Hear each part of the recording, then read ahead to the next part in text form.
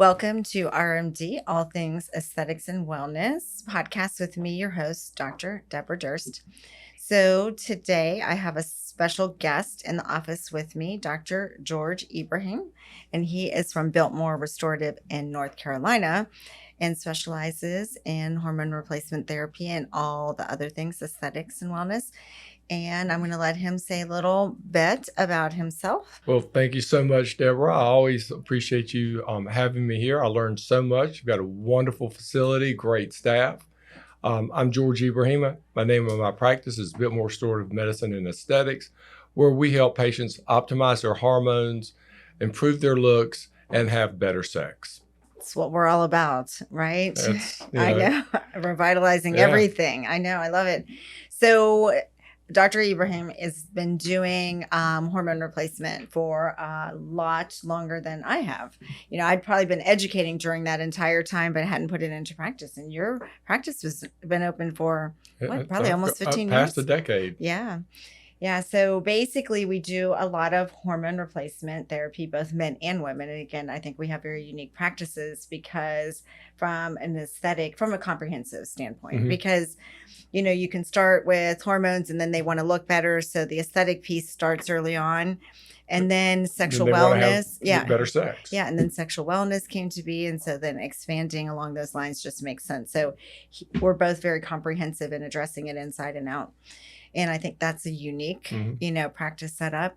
But the hormone replacement in women is what we're going to talk about today, and estrogen and bleeding. And so again, if you're new to the channel, that was just a little history about kind of what we do in the practices, but I want you to like and subscribe so you can get notifications. And if you love to know how to look and feel and function and have better sex, then you'll want those notifications. Today, we're going to talk about vaginal bleeding in women. So we do a ton of replacement and hormones for women. And so vaginal bleeding is like one of the main issues we have, both leading up to our interventions and then after. Would you agree with that? Yes, it is. Yeah. I mean, I'm sure there's not a question you have not heard on women and hormone replacement, right? We've heard everything. Everything. Yeah. And again, women have more hormones that we're balancing. So it's a little more complex to basically balance, and so there's going to be a lot of questions, and you got to get to know your female patients and really well, right? When we're doing hormone replacement therapy. So frequently we get them when they come in pre-hormone replacement and they're in perimenopause and they're bleeding excessively because progesterone's dropped, and that's a common complaint. They have hysterectomies, ablations, all the stuff, right? Estrogen is going to go down, but progesterone goes down much quicker and before estrogen goes down. Progesterone's role is to balance estrogen.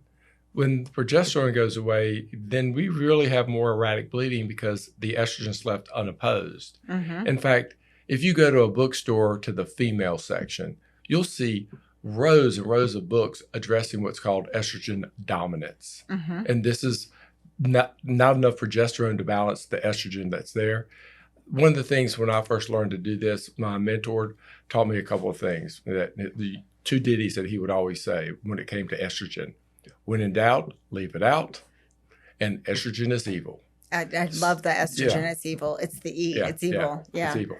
Yeah. And so again, when you go back to basic physiology and you're Google searching and you look at vaginal bleeding or dysfunctional uterine bleeding, as it's called, it's all about estrogen, and we're using progesterone, and we used to use Provera in the ER for 10 days to stop the bleeding, which is a synthetic.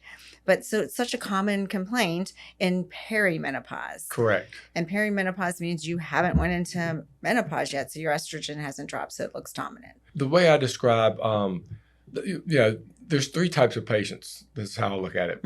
The young woman who has maybe lost them for libido or ability to lose to gain muscle and to lose fat. She's going to be one of these ladies that I'm going to have on testosterone and progesterone, because progesterone is a great balancing act. It helps with sleep at night. It gets rid of periods or makes periods lighter. It gets rid of cramps. It's wonderful. Makes you less moody. Very much. I know. Helps with sleep. Yeah. So that woman's easy because her estrogen's not something I have to supplement. Her body's making enough. Mm-hmm. Then I have the ladies that come in that have been in menopause for a couple of years. Mm-hmm. Those are easy patients because their ovaries aren't doing anything. They're not making estrogen. Mm-hmm. So that's not an issue. It's the woman who's going through perimenopause, and I call them moving targets. And I tell them, I go, your estrogen is going to be different every day of, in the next few years. Mm-hmm. It's like a light bulb that's about to go out. There'll be times when it's flickering and it's really bright. I attribute that to being equal to the days that the woman's making a lot more estrogen than she normally makes. Mm-hmm. And then that light bulb will be dark on certain days. Those are the days she's not making estrogen. Then eventually that light bulb is going to go poof and when it go out, now we're in menopause. Mm-hmm. But when it's flickering, that is difficult to take care of. And that's the most difficult time. It's no man's land, right? You don't know what's going on. So that is the patient we're talking about. So once we get them on hormones, so they come in, yes, there's a slow decline of progesterone and testosterone over time. And estrogen isn't a slow decline.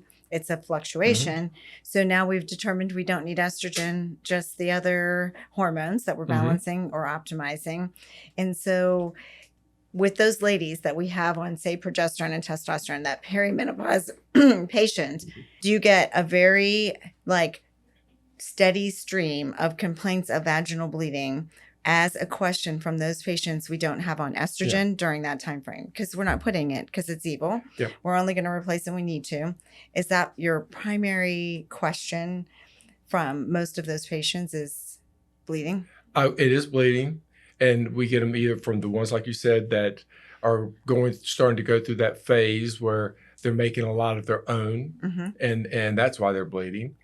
And then even some of those that have been in menopause for years might find themselves bleeding at times because we are giving them estrogen. Correct. So what I like to remind them is, okay, calm down. You're not having a period. This is dysfunctional You're talking bleeding. about the menopause patient. Yeah. Yes. All right. You're not going to get pregnant.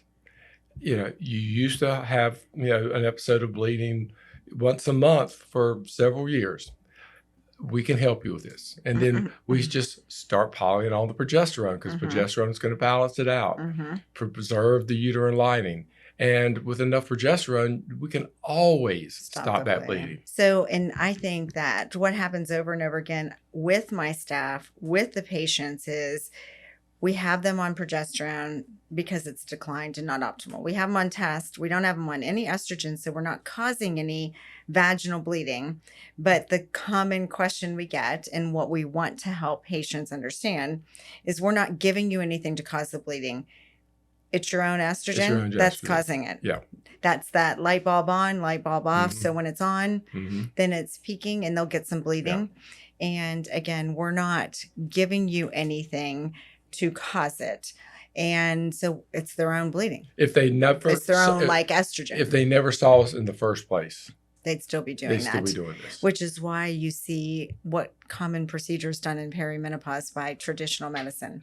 You're talking about the ablations? Ablations, hysterectomies, all of that. Yeah. And so, because they commonly get abnormal bleeding, fibroids, endometriosis, fibrocystic breast, right? And so that's all estrogen dominant. So we're not doing anything. I think that's what I want to kind of clarify on a podcast is if you're seeing a hormone specialist during perimenopause, really what we're optimizing is progesterone and testosterone, right? Yes, exactly. And neither one of those are going to cause bleeding. In fact, the progesterone is going to help stop it. It's going to help it, yeah. And that's what we've used in traditional medicine forever to stop bleeding when somebody had it, but it was always synthetic. And yet still, I feel like the primary doctors or GYNs don't get that either. To use synthetics is, I think, I'm not going to use the word, but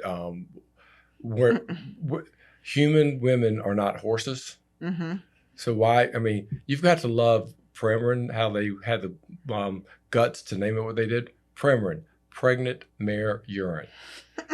is where it comes from.